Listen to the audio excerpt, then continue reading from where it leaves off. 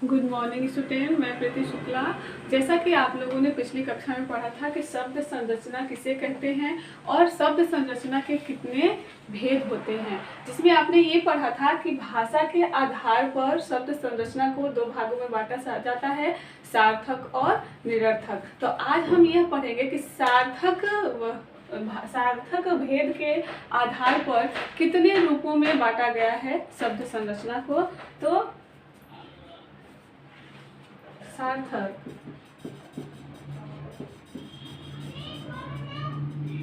शब्द के आधार पर भेद।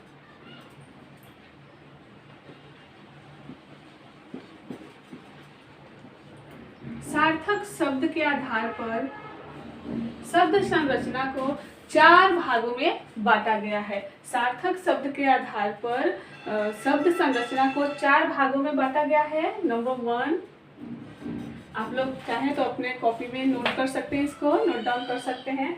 व्युत्पत्ति के आधार पे नंबर 1 है व्युत्पत्ति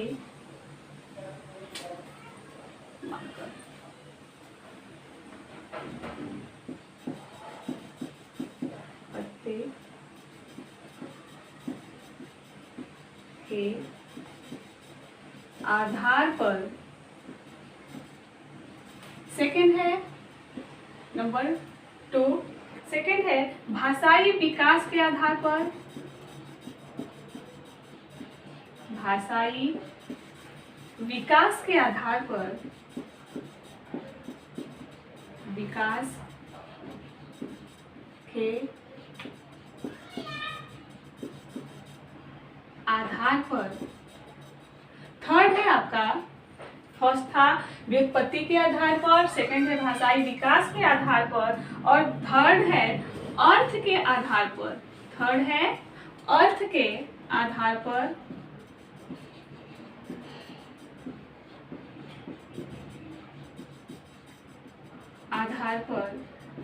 और फोर्थ है आपका रूप विकार के, फोर्थ नंबर है रूप विकार के आधार पर।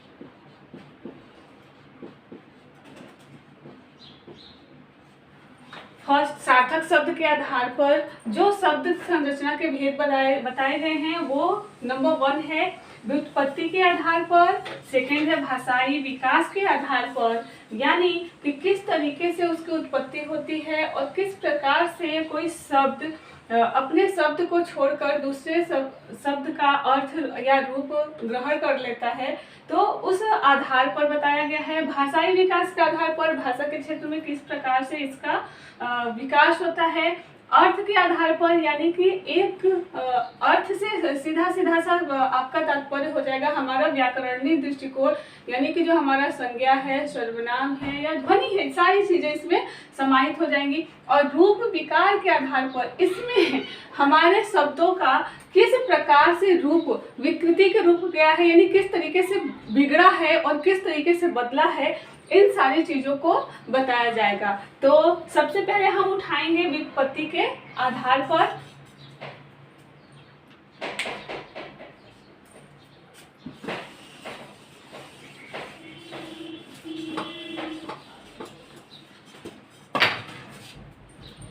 फर्स्ट है व्युत्पत्ति के आधार पर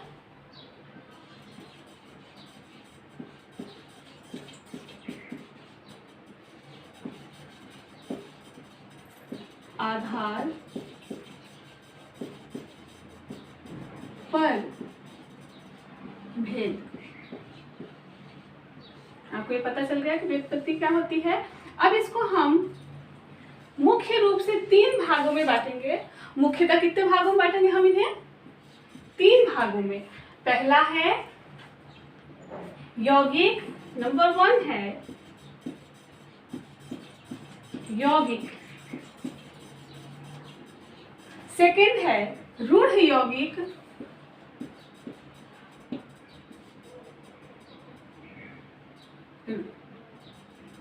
रूढ़ यौगिक,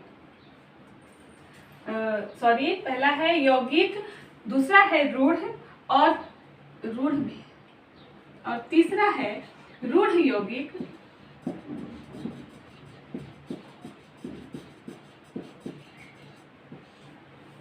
फर्स्ट है आपका यौगिक, रूढ़ और रूढ़ यौगिक, यानी कि फर्स्ट, सेकेंड और थर्ड। हम इसमें सबसे पहले ये जानेंगे कि यौगिक किसे कहते हैं। यौगिक वो तो होता है दो या दो से अधिक वर्णों का, दो या दो से अधिक शब्दों का योग जिसका कोई सार्थक अर्थ होता है। दो या दो से अधिक शब्दों का योग जिसका कोई सार्थक अर्थ होता है उसे यौगिक कहते हैं। जैसे आप मान लीजिए विद्यार्थी, उदाहरण के तौर पे देखिए विद्यार्थी, अगर हम इसका संधि विच्छेद करते हैं तो क्या हो जाएगा, विद्या धन अर्थी, यानी जो दोनों ही शब्द हैं उनका एक ही अर्थ निकल के हमारे सामने प्रस्तुत होगा, यानी विद्या को जानने वाला या विद्या प्राप्त करने वाला, विद्या प्राप्त करने वाला या विद्या को ग्रहण करने वाला या विद्या को जानने वाला, जिसे हम क्या कहेंगे, विद्यार्थी। यानी कि दोनों शब्द अलग हो के भी दोनों का जो अर्थ है वो एक साथ ही निकल कर आएगा हमारे सामने, विद्यार्थी का विद्या प्राप्त करने वाला। इसको हम क्या कहते हैं, यौगिक शब्द भेद कहते हैं। यानी व्युत्पत्ति के आधार पर जो हमारा यौगिक शब्द भेद होता है वो दो या दो से एक या एक से अधिक जो शब्द होते हैं उनका सार्थक अर्थ समूह, सार्थक अर्थ होता है, वह क्या होता है, यौगिक शब्द भेद कहलाता है, जो आपको उदाहरण के साथ समझा दिया गया है। अब सेकंड है रूढ़ शब्द भेद।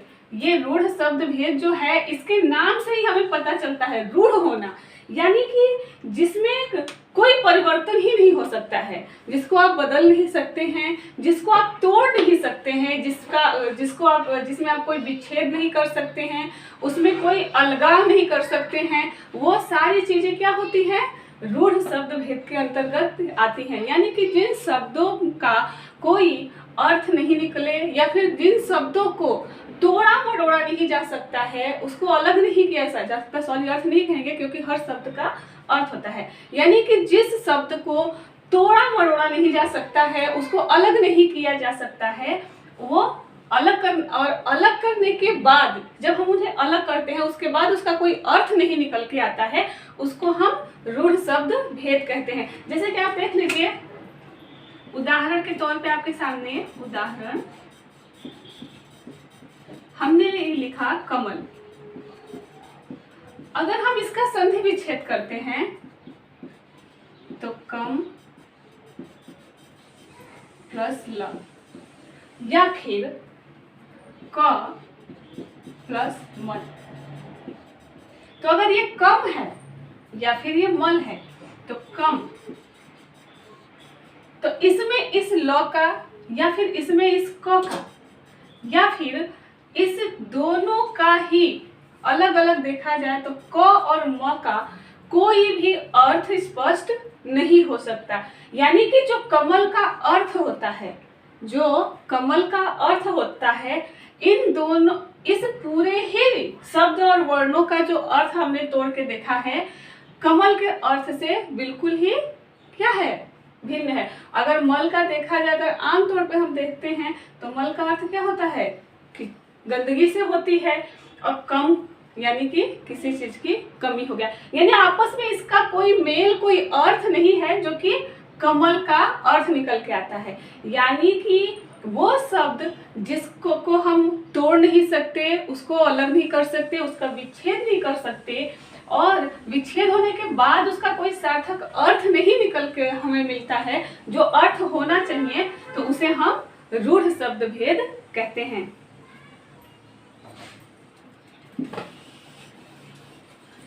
आपने यौगिक समझ लिया, रूढ़ समझ लिया। अब हम चलते हैं रूढ़ यौगिक पे।